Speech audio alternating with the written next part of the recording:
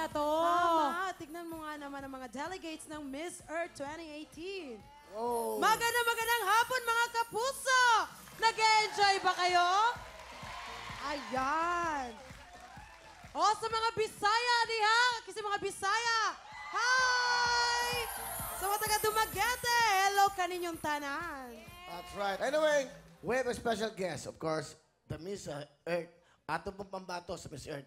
She is our candidate for Miss Earth Philippines 2000, Celeste Cortez. Hello, Celeste. Magandang gabi, Pilipinas! Celeste is a half Filipina and a half Italian. The father is Italian and then the mother is from what province? From Bicol region, my mom. Okay, batiin mo mga taga Bicol. Kamusta kayo? Kumusta kayo? Yeah, it's hard for her to speak Tagalog, okay? I'm still learning. Okay, masaya ka ba? Yes, I am. Why? Because I'm here with you. Ganon! Dapat ganon! Really? Really? Okay, that's right. Who are these buffalo, elephant, what? Monkey? Lion? Are they your alaga? Okay, what? We're sisters. What? Yes. Yes. I'm also Italian. Mm-hmm. Yes. Half Ita, half alien. Italian. Excuse me?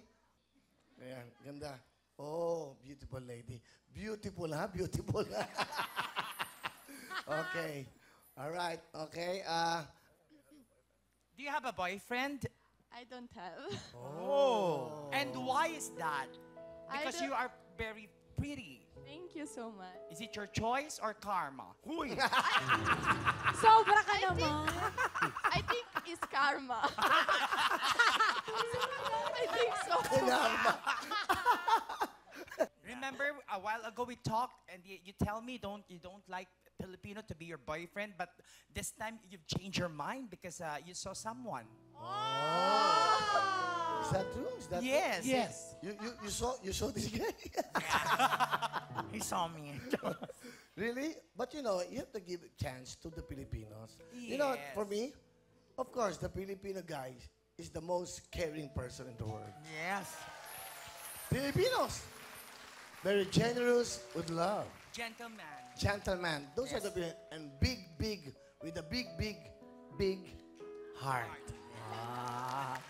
You should know that, okay? I want to ask you something. Okay, just say oo. Pakinggan, hindi para, gusto mo ba ako? Oo. Oo. Okay. Say oo, ha? Okay. Mahal mo ba ako? Oo.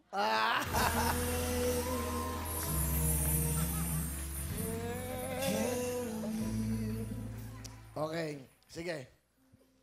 Gusto mo ba akong pakasalan? Hindi.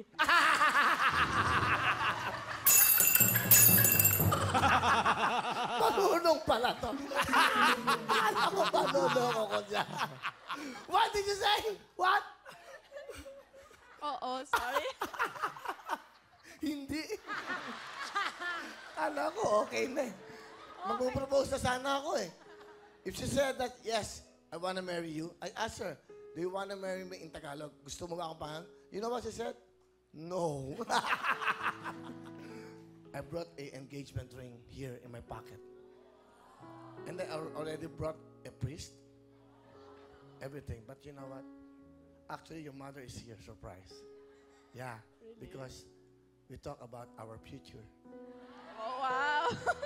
Yeah, nah. Will you fall in love to a guy like him? What do you think? Will you fall in love to a Filipino guy? Maybe in the future. Future, that's right. You have the future with the Filipino guy. Yes. Okay. Yes. You know what? I want to tell you this. I have a song, and that song is for you.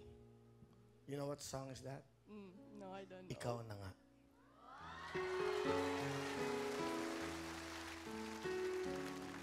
Can I hold her? Kaya mahulog ako dito. Malapit ako mahulog eh. Oh, ikaw na nga. ang hinahanap ng puso, ang siyang magbibigay ng saya, ng tamis at lamig sa buhay ko.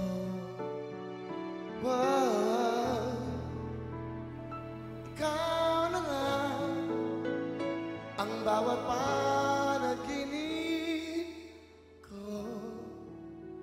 Sa piling mo'y nagkatotoo ang lahat ng mga pangarap ko. Mahal mo ba ako? Oo.